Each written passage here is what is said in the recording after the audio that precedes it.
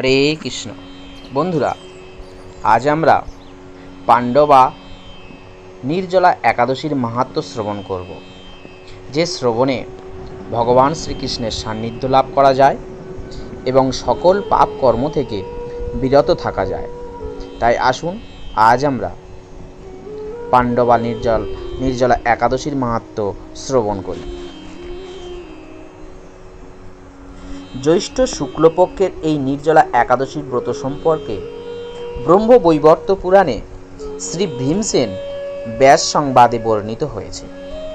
মহারাজ যুধিষ্ঠির বললেন, হে জনার্দন, আমি অপরা একাদশীর সমস্ত মাহাত্ম্য শ্রবণ করেছিলাম এবং জ্যৈষ্ঠ শুক্লপক্ষের একাদশীর নাম ও মাহাত্ম্য কৃপাপূর্বক আমার কাছে বর্ণনা করুন। তখন ভগবান শ্রীকৃষ্ণ বললেন, এই একাদশীর কথা মহর্ষি ব্যাসদেব বর্ণনা করবেন, কেননা তিনি সর্বশাস্ত্রের অর্থ এবং তত্ত্ব পূর্ণরূপে জানেন। রাজা যুধিষ্ঠির ব্যাসদেবের কাছে গিয়ে বললেন, হে মহর্ষি দ্বৈপায়ন, আমি মানুষের লৌকিক ধর্ম এবং জ্ঞান কাণ্ডের বিষয়ে অনেক শ্রবণ করেছি। আপনি যথাযথভাবে ভক্তি বিষয়িনী কিছু ধর্মকথা এখন আমার কাছে বর্ণনা করুন।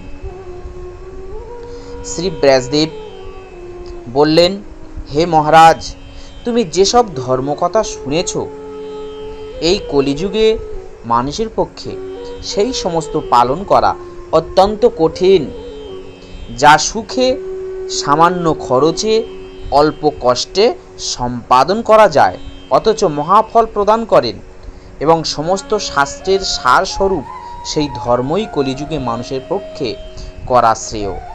সেই ধর্মকথাই এখন আপনার কাছে বলছি, শুনুন। উভয় পক্ষের একাদশী দিনে ভোজন না করে উপবাস ব্রত করবে। দ্বাদশীর দিনে স্নান করে শুচিশুদ্ধ হয়ে নিত্যকৃত সমাপনের পর শ্রীকৃষ্ণের অর্চন করবে। এরপর ব্রাহ্মণদেরকে প্রসাদ ভোজন করাবেন। অসাউজিতিতে এই ব্রত কখনো ত্যাগ করবেন না। যে সকল ব্যক্তি স্বর্গে যেতে চায় তাদের সারা জীবন এই ব্রত পালন করা উচিত। পাপ কর্মে রত ও ধর্মহীন ব্যক্তিরা যদি এই একাদশীর দিনে ভোজন করেন তবে তারা যম যাতনা থেকে রক্ষা পায়। শ্রী ব্যাসদেবের এসব কথা শুনে তখন গদাধর ভীমসেন অশ্বত পাতার মতো কাঁপতে কাঁপতে বলতে লাগলেন, হে মহাবুদ্ধি পিতামহ, মাতা কুন্তী, দ্রৌপদী, ভ্রাতা যুধিষ্ঠির, অর্জুন, নকুল ও সহদেব এরা কেউই একাদশীর দিনে ভোজন করেন না। আমাকেও অন্ন গ্রহণ করতে নিষেধ করেন, কিন্তু দুঃখ সহ ক্ষুধা যন্ত্রণার জন্য আমি উপবাস করতে পারি না। ভীমসেনের এই রকম কথায় ব্যাসদেব কি বললেন?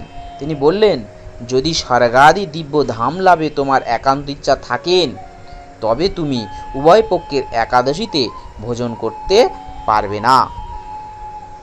তদুত্তরে ভীমসেন বললেন, আমার নিবেদন এই যে উপবাস তো দূরের কথা, দিনে একবার ভোজন করে থাকাও আমার পক্ষে অসম্ভব।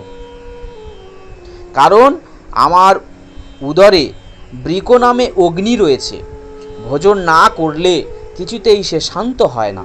তাই প্রতিটি একাদশী পালনে আমি একেবারেই অপারগ।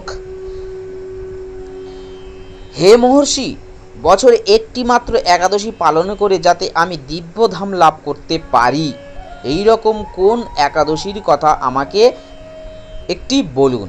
তখন ব্যাসদেব বললেন, জ্যৈষ্ঠ মাসের শুক্লাপক্ষের একাদশী তিথিতে জলপান পর্যন্ত না করে সম্পূর্ণ উপবাস থাকবে, তবে আচমনে কোনো দোষ থাকবে না। ওই দিন অন্নাদি গ্রহণ করলে ব্রত ভঙ্গ হয়।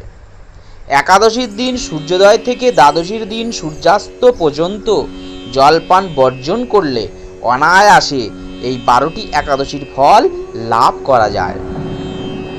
বছরের অন্যান্য একাদশী পালনে অজান্তে যদি কখনো ব্রতভঙ্গ হয়ে যায় তাহলে এই একটি মাত্র ব্রত একটি মাত্র একাদশী পালনে সেই সব দোষ দূর হয়ে যায়। দ্বাদশীর দিনে ব্রাহ্মণ মুহূর্তে স্নানাদি কার্য সমাপ্ত করে শ্রী হরির পূজা করবে। সদাচারী ব্রাহ্মণদের বস্ত্রাদি দান সহ ভোজন করিয়ে আত্মীয় স্বজনের সঙ্গে নিজে ভোজন করবেন। এইরূপ একাদশী ব্রত পালনে যে প্রকার পুণ্য সঞ্চিত হয়, এখন তা শ্রবণ করো। সারা বছরের সমস্ত একাদশীর ফল এই একটি মাত্র ব্রত উপবাসে লাভ করা যায়।